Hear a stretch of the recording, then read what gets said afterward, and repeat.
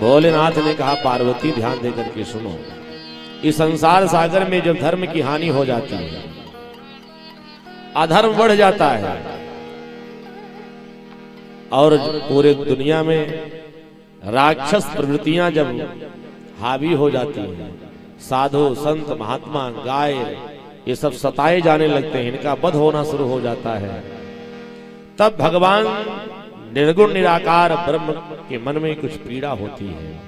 तो वही निर्गुण निराकार ब्रह्म सगुण साकार के रूप में धरती पर प्रकट होकर के धर्म की स्थापना करता है और अधर्म का विनाश करके पूरी दुनिया में राम राज्य की स्थापना करता है। बोली भक्तवत्सल भगवान की जय। श्रीमद् भगवद गीता में ही बात भगवान श्री कृष्ण ने भी अर्जुन से कहा, अर्जुन इस धरती पर मेरा अवतार जो हुआ है, यदा यदा हि धर्मस्य ग्लानिर्भवति भारत अभ्युत्थानम हि धर्मस्य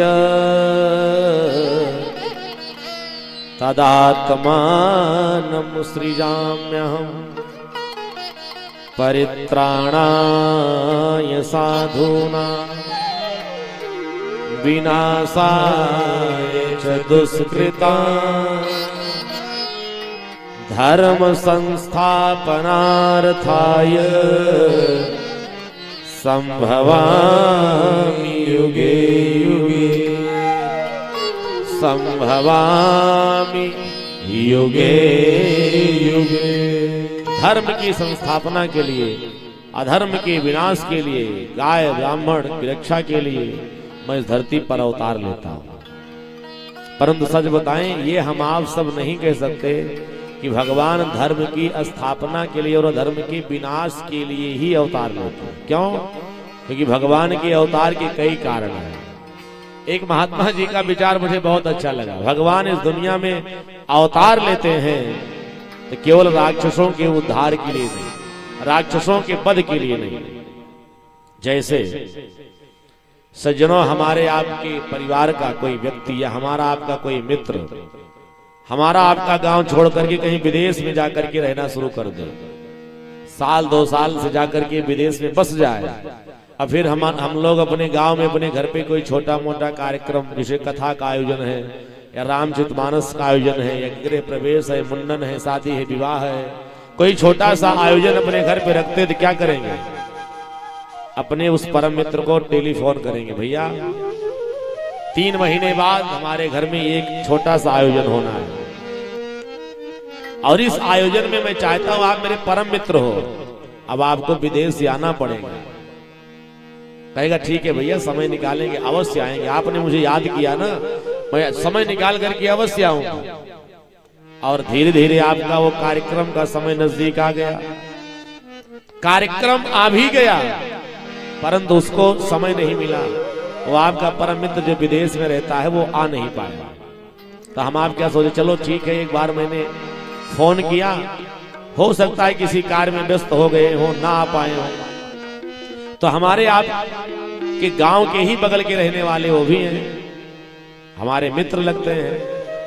तो साल 2 साल के बाद हमारे घर में जब कोई छोटा सा कार्यक्रम और होगा, फिर हम फोन करेंगे, भैया पिछले वाले कार्यक्रम में नहीं आए थे, लेकिन अब की तो आपको जरूर आना पड़ेगा। ठीक है भैया, अवश्य आएंगे। दूसरी बार कोई कार्यक्रम हुआ, फिर भी संयोग गति वो नहीं आ पाया।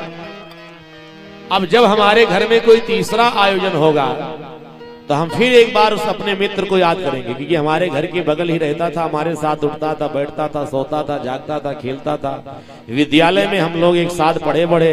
आप जाके विदेश में बस गए हो, लेकिन आप रहने वाले तो यहीं के हो। तीसरी बार हम फिर याद करेंगे, भैया 2 बार हमारे यहाँ ये कार्यक्रम हुआ, आप नहीं आ पाए, अब तीसरी बार तो आपको आने हैं। अब अगर अब नहीं आओगे ना तो नोट करके रखना, अब दोबारा मेरा फोन आपके पास जाएगा नहीं, अंतिम बार है, अब की तो आपको आना पड़ेगा। और नहीं आओगे तो हमारी आपकी सारी ये फोन की वाली चर्चा, सारी व्यथा, निमंत्रण देना, ये सब बंद हो जाए, सारी प्रथा बंद कर देंगे। अब इस तरह से आपने जब उस व्यक्ति को कहा, तो आपके घर पर कोई फंक्शन है, कोई कार्यक्रम है, तो बेचारा अपना काम छोड़ के विदेश से आया आपके यहाँ, कार्यक्रम में सहभागी बना रहा, परंतु आपके गांव के बगल ही का रहने वाला है वो। तो सोचा कि 3 साल के बाद विदेश से आया हूं तो लाओ जा करके अपना घर भी देख लो। तब 3 साल से घर में ताला लगा हुआ है, बेचारा जाएगा जाके ताला खोलेगा। अब ताला खोल के देखता है तो पूरे घर में झाल झंकड़ी बड़ी बड़ी हो गई है, पूरा एकदम जहां देखो वहीं खूब कूड़ा करकट भरा पड़ा है घर में। तो बेचारा करेगा क्या? अब सोचेगा कि फिर विदेश जाना है 2 दिन के बाद। अब मान लो मित्र की यहाँ से चला जाऊंगा तो फिर ताला बंद का बंद रह जाएगा, कूड़ा करकट साफ नहीं होगा। तो चलो अपने गांव आया था इस कार्यक्रम में, अब 1 दिन का टाइम है तो कम से कम अपने घर की साफ सफाई तो कर ले। अब साफ सफाई वो करके ताला बंद करके फिर चला गया विदेश। अच्छा जरा विचार करो, बाप से पूछा जाए वो व्यक्ति आया था साफ सफाई करने के लिए कि अपने मित्र की किसी कार्यक्रम में सम्मिलित होने के लिए? तो किस लिए आया था?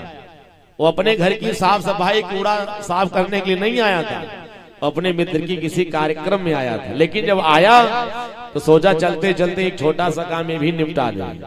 तो भगवान इस धरती पर राक्षसों के वध के लिए ही नहीं आते, बल्कि भगवान आते क्यों हैं? तो गोस्वामी तुलसीदास जी ने एक पंक्ति और प्रस्तुत किया है, सो केवल भगतन हित लागी परम कृपाल प्रणत अनुरागी। सच तो ये है कि भगवान अपने भक्तों का दर्शन प्राप्त करने के लिए, अपने भक्तों का दर्शन करने के लिए धरती पर आते हैं। लेकिन जब भक्तों के कार्य के लिए भगवान आते हैं तो राक्षस रूपी कूड़े करकट जब भगवान दुनिया में देखते हैं ना तो सोचते चलते चलते इसकी भी सफाई कर दी जाए। बोले भक्त वत्सल भगवान।